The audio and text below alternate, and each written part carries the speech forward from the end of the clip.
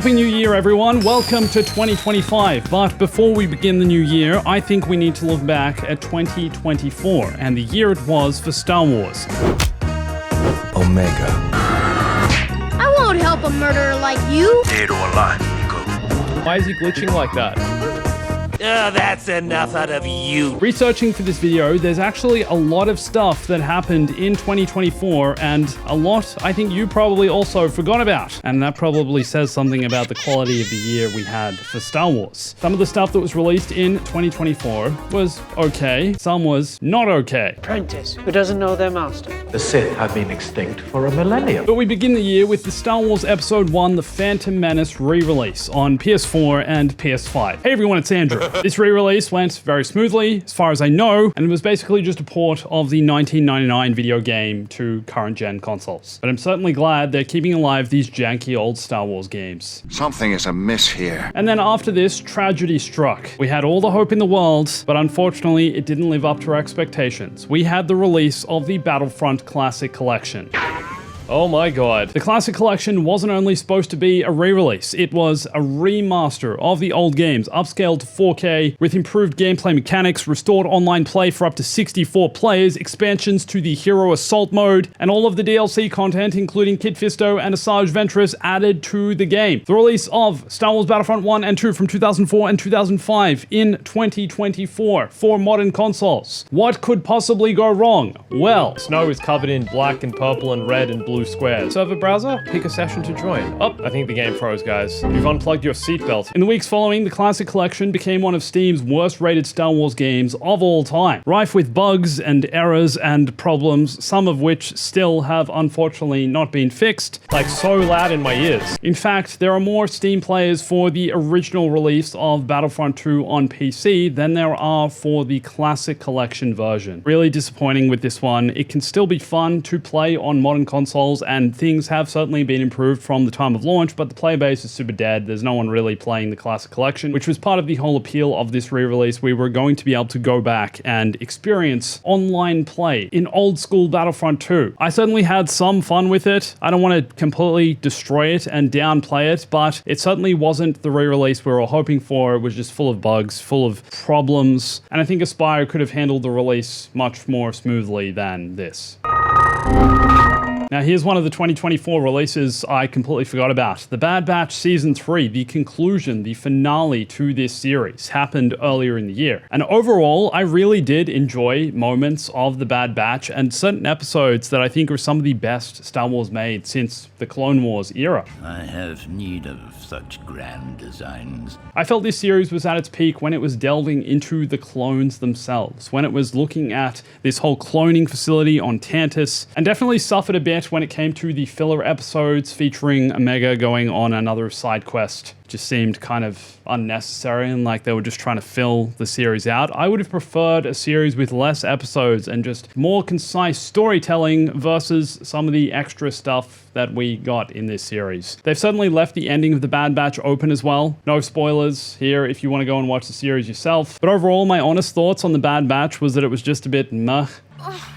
It's not working. There were times where I was like, this series has so much potential. They could do so much more here than what they're doing, and they're just not doing it. I still enjoyed it though for what it was. Next time, please just less filler, more clones. Well, who collects the bounty? Oh, look, it talks. Now, a series I think I did honestly enjoy more than The Bad Batch was Tales of the Empire. Instead of Tales of the Jedi, this time, the stories were focused on those of the Empire, featuring the backstory of Morgan Elsbeth and the continued story of Barriss Offee. I will say there were times again with this short miniseries that I feel like they were only scraping the surface with some of these ideas, but at least it was concise and tight-knit. They certainly covered a lot of ground and time jumps for 3 episodes only for each arc. How ironic that when I am not seeking you, I find you at last. And a highlight of the series was, for me, just the opening, seeing the invasion of Dathomir featuring General Grievous and the droid army, and watching the Night Sisters be slaughtered. Now, one of the real surprises of 2024 that I personally enjoyed a lot was the Star Wars update for LEGO Fortnite. I love LEGO Star Wars. LEGO Fortnite is basically just a LEGO game in Fortnite, and with specific quests and survival all built around Star Wars, being able to travel into these caves, defeat hordes of stormtroopers, and find your own lightsaber and develop your own rebel base. To me, it's a really cool idea. I had a lot of fun with this. I spent a lot of hours playing it, made several videos about it, but I think it's a bit odd that this became one of the highlights for me of 2024, considering it is kind of a smaller release. Didn't necessarily have a heap of content, and barely had any marketing around it when compared to some of the much larger Star Wars projects of 2024, such as The Acolyte. Because we're not the same. I was very vocal about The Acolyte in 2024, and very vocal about how it's definitely my least favorite Star Wars series ever.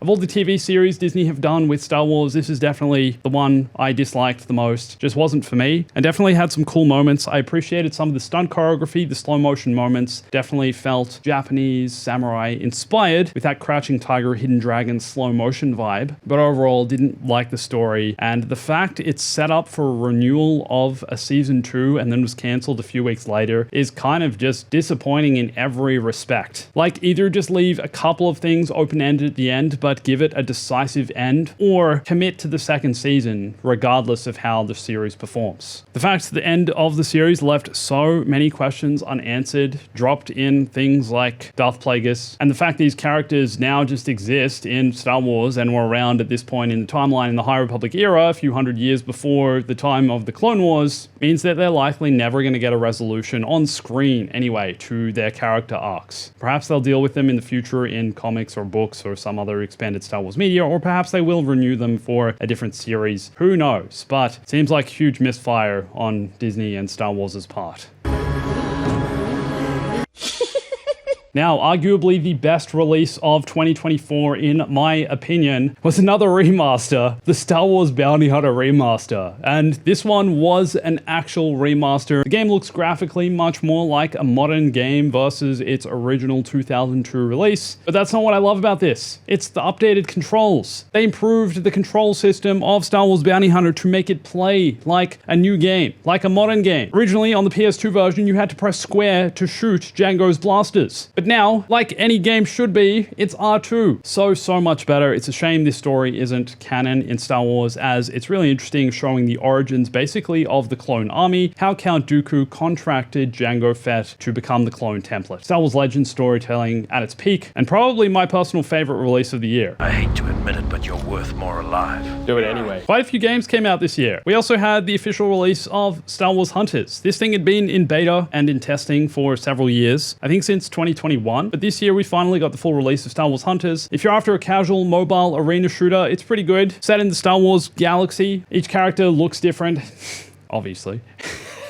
Each character has different abilities, different weapons, different upgrades, a different personality. But again, if this is the peak of Star Wars Online gaming in 2024, it's kind of disappointing, because at the end of the day, as good as Star Wars Hunters is, it's a mobile game. 2024 also gave us the release of Young Jedi Adventures Season 2. Now, this is a show targeted at a much younger Star Wars audience. I've heard that kids really do enjoy this series. I personally haven't enjoyed it too much. It's much more of a kids show, like younger kids. Let me know if you watch Young Jedi Adventures and if it's any good. They released a season 2. I think it was okay. That's as much as I'll say.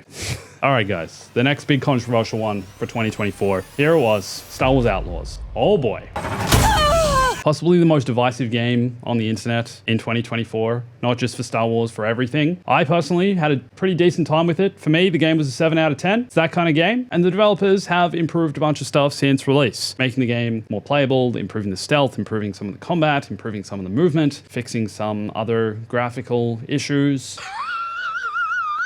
I think they tried maybe to do a little bit too much, like at times it's trying to feel too much like an RPG, but the highlight of the game for me was just the world exploration. Exploring space, exploring Tatooine. The moment I set foot on Tatooine and realized, oh my gosh, it's all here. I can literally go and explore this in an open world setting for basically the first time, apart from, Star Wars Galaxies, which is so old now.